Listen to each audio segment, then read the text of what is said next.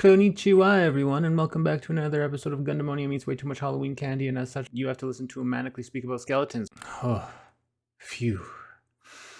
I'm short of breath from that. You know who wouldn't get short of breath from that? Oh, that's right, a skeleton. Just look at this bad boy. He's got spooky green glow on him, and he's been impaled by 2 arrows, and still he's come for your butt. I've not been fortunate enough yet to face any skeletons in any D&D campaigns that I've played, but just looking at these stats, I'm going to assume that skeletons are just the toughest and the best. I mean, just look at this formidable armor stat of 13. Good luck hurting this skeleton with anything that doesn't have a pointed edge or a pointed stick. Well, actually, if we look here, we can see that their only vulnerability is actually to bludgeoning. And I don't know about you guys, but good luck finding someone in this day and age who just walks around with a hammer on them or any other sort of bludgeoning implement. That was a very violent sentence that I had to say. Additionally, check out these language stats. Understands all languages that it knew in life but cannot speak. This just highlights the tragedy of all skeletons. You know, they're all great poets that, due to being skeletons and not having lungs, even though they potentially have unlimited stamina, they can't speak, which is probably why so many of them are evil. That's why they fall into that alignment chart. If I couldn't speak and I was a wonderful poet or musician, then yeah, I would also be really upset and attack people. So it's not even their fault. This is just, skeletons are just the best. So now that we've illustrated just how powerful and unstoppable skeletons are, I know what you're probably thinking. Oh, Gundamonium, it's fine, it's easy. Skeletons don't have brains. I'll just run away and hide for 10,000 years and the skeletons can't get me. Newsflash, yes they can. Oh look, I live in the ancient world, I'll just hide from the skeletons and then they'll never be able to get me, ha ha hoo hoo ha. Boom. Future skeletons. Skeletons in the future. So you see, all they did was just wait. They just waited forever because they can do that, because they're skeletons. Oh man, I really wish that I were a skeleton. You know, one time, a medical professional came up to me and they were like, oh, Gundamonium, you do have a skeleton. Everyone has a skeleton. And I said to him, I said, Doc, come on. Don't do this to me. You know how badly I want a skeleton. And then the doctor was like, no, seriously, like, everyone has skeletons. We all do. So I ran home really excitedly and I opened my closet and I looked inside.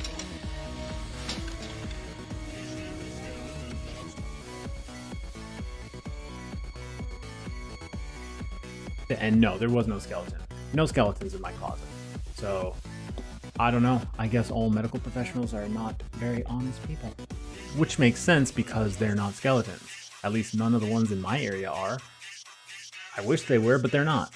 They're just a bunch of lying skin sacks that don't have skeletons, that tell other people that they do have skeletons to give them false hope. Chapter 2. Or, how much cooler skeletons are than all of the other creatures in all of other fantasy works. Example 1. This thing, I don't know how to pronounce it. Is it lemur? Lemur? Lemur? Okay, hold on a second. Let's see. Lemur. All right, lemur. I guess it's French. Lemur, like Les Miserables. Good to know. Anyways, just look at this dude.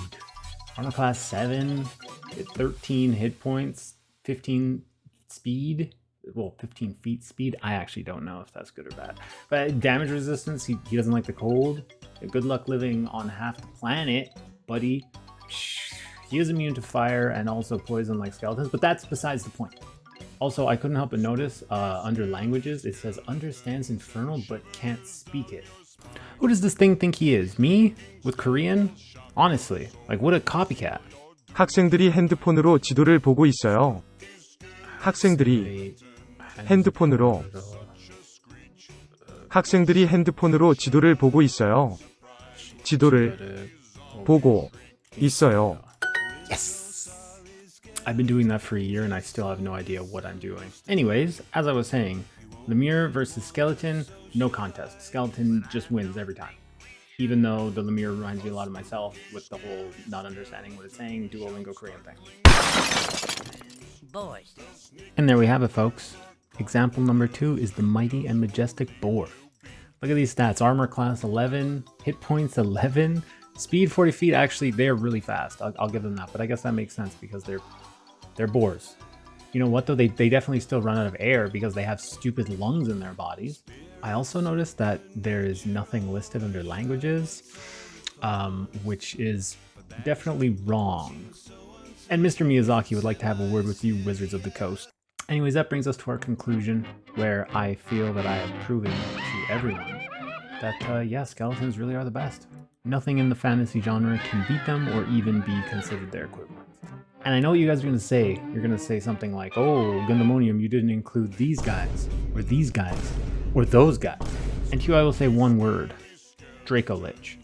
A Draco Lich is basically what you get when a blue dragon decides it does not want to die. They have one of the highest challenge ratings in all of Dungeons & Dragons, and they are not to be truffled with. Boom. Anyways, that's it for now. Thank you for attending my pressy about skeletons and why they are awesome. I hope that you also think that they are the best now too. And yeah, I hope that you have a great, whatever it is that you're doing, do it greatly. And I hope that it's great.